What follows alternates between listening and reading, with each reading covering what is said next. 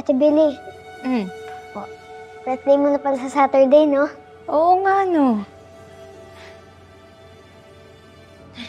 Gusto ko sana ng maliit na party, kaya salo-salo. Basta, kumpleto tayo. Pero feeling ko maghahanda naman si Mama Hana dun sa hotel niya. Ate Billy, maganda dun sa hotel ng Tita Hana, di ba? Mm. Tapos, lahat tayo naka-dress, tapos may malaking cake.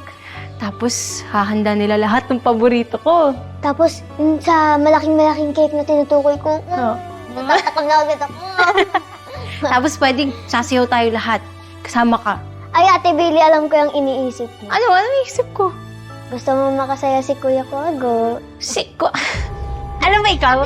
Hanggang dito yung gusto mo Alam mo talaga. Alam ko, Linisin mo na lang yan. alam ko talaga Sus. Ano Alam ko iniisip? yun. Ay, naku. Ganon. Gusto niyo ng birthday party? Yvonne, Yes, ma'am. birthday kasi ni Billy this Saturday. Maghanda tayo. Sige po. And what is a party without guests, di ba? Mag-invite din tayo. Ako nang bahala sa bisita. Hmm?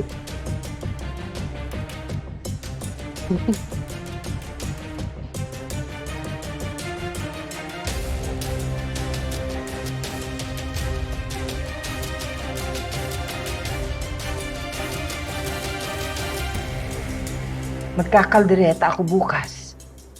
Tsaka pansit. Tsaka yung cheese sticks. Paborito yun ni Billy. Magsimba rin ho sana tayo magkakasama.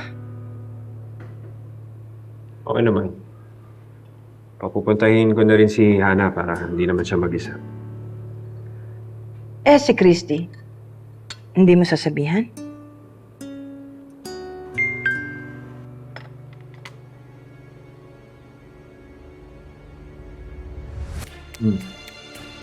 Ano ito?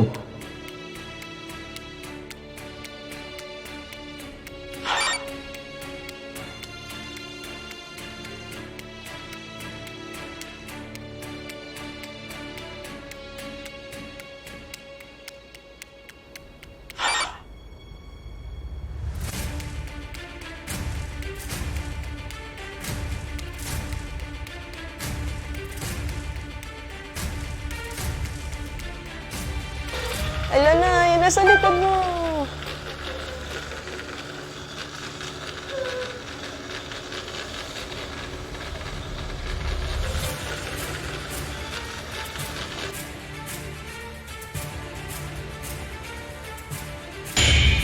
Alam ko kung para saan to.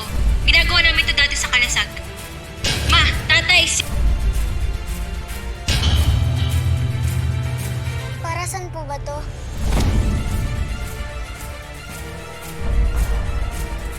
Para saan po ba to?